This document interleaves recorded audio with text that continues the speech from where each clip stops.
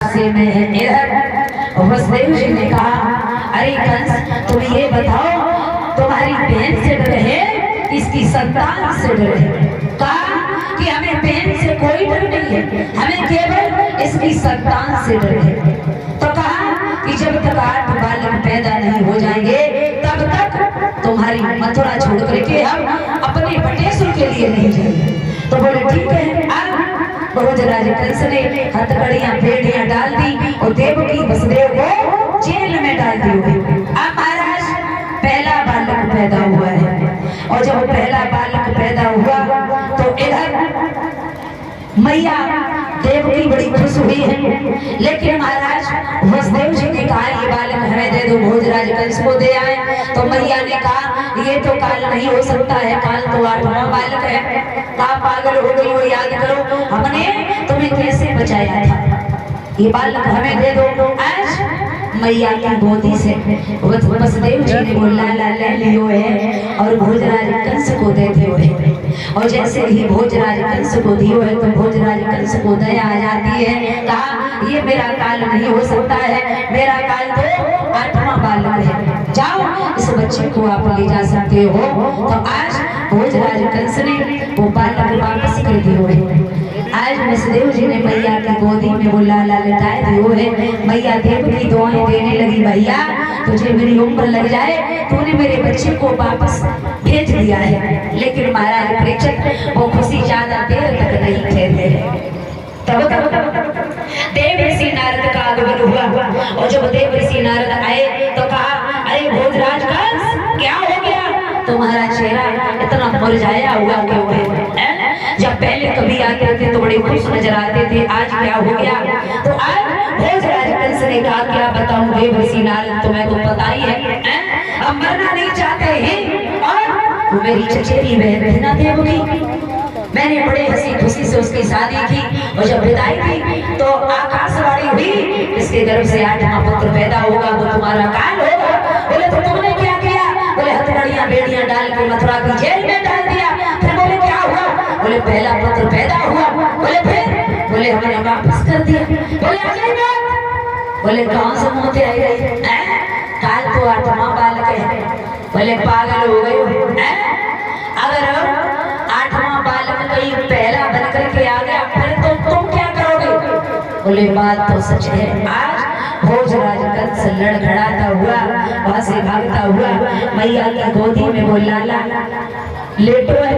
आज भोजराज कंस ने पैर पकड़ लिए और जमीन पे पटक दिए है, मांस की बोटियां बोटियां बिखर गई। आज मैया रोने लगी, कहा भैया अभी तो बड़े खुश थे, तूने मेरे बच्चे को वापस कर दिया था, आज तुमने मेरे बच्चे को इतनी बेरहमी से क्यों मार दिया है?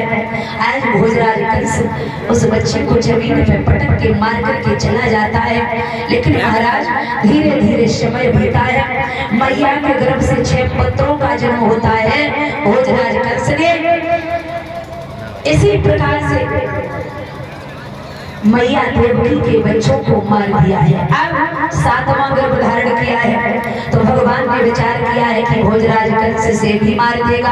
आज वो 7वां गर्भ रोहिणी के गर्भ में भिजवाए दिए है और चारों तरफ खबर फैलवा दी कि गर्भ पात हो गया है, 7वां गर्भ खंडित हो गया है। अब महाराज 8वें गर्भ की तैयारी हुई है।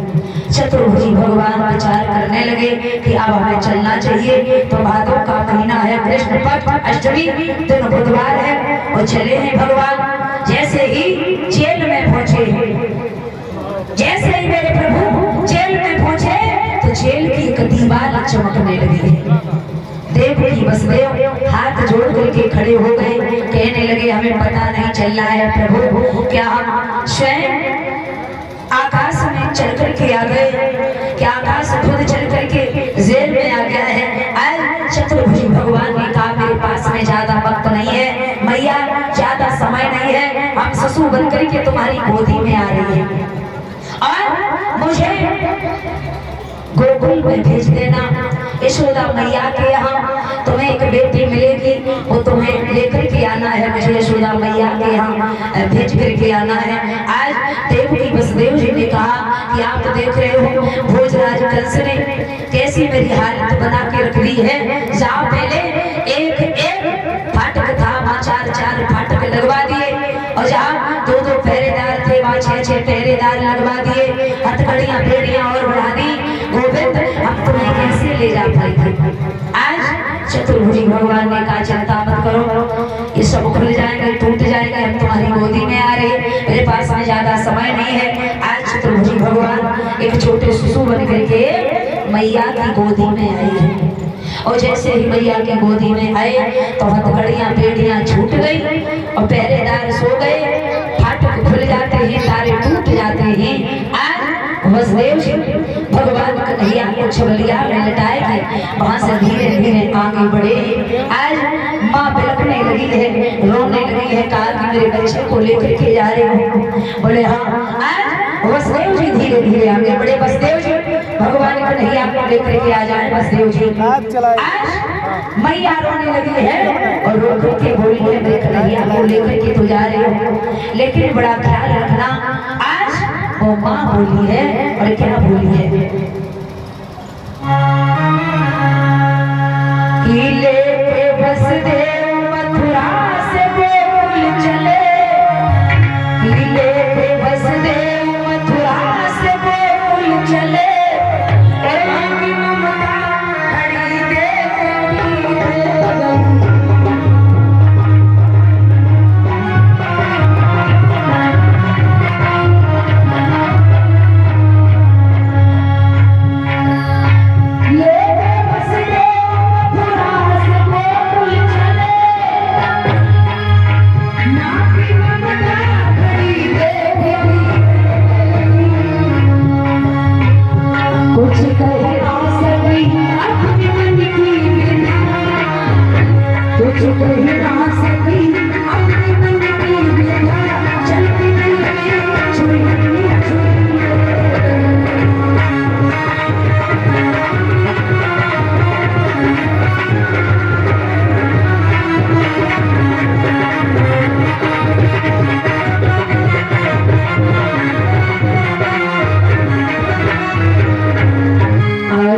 वसुदेव जी भगवान को लेकर के धीरे धीरे आगे बढ़े, और हमारी माताएं बहन खड़ा कोई भी नहीं होगा, बैठ करके ही आराम से वसुदेव जी सबके पास में आएंगे और भाव के साथ में भगवान के दर्शन करेंगे।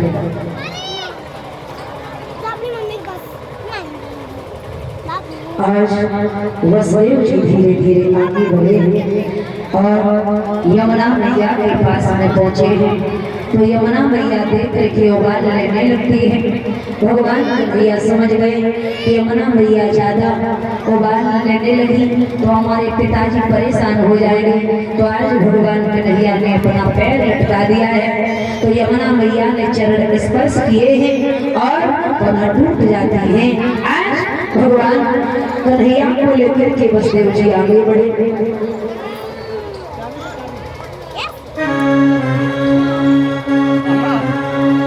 भादों की रात तारी झूठी अंधेरिया, भादों की रात तारी झूठी अंधेरिया, भयो अजब कमाल जाए देखती हाल देखो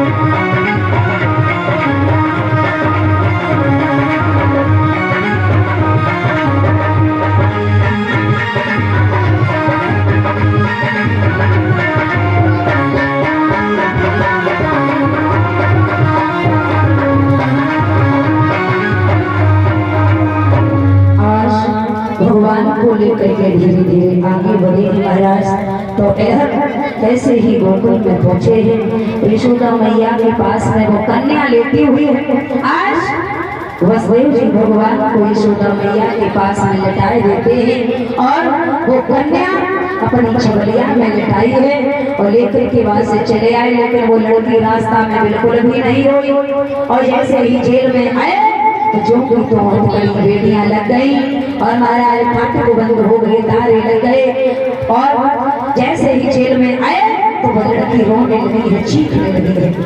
द्वारपाल खड़े हो गए, कहा अरे भगवान भोजराज कंस की जय हो, भगवान भोजराज कंस तुम्हारा काल पैदा हो गया है। आज भोजराज कंस लड़खड़ाता हुआ दौड़ता हुआ जैसे ही जेल में आयो है तो आज वो लड़की के पैर पकड़े हैं, जमीन पे पटकना चाहा लेकिन महाराज वो लड़की हाथ से छूट लाती है, आकाश में आकाशवाणी करने लगी, अरे भोजराज कंस तू हमें क्या मारेगा, तुझे मार के मारा गोकुल में पैदा हो चुका है। आज भोजराज कंस माथे से हाथ लगाए के बैठ जाकर महाराज हमें माफ कर देना, हमारे तुम्हारे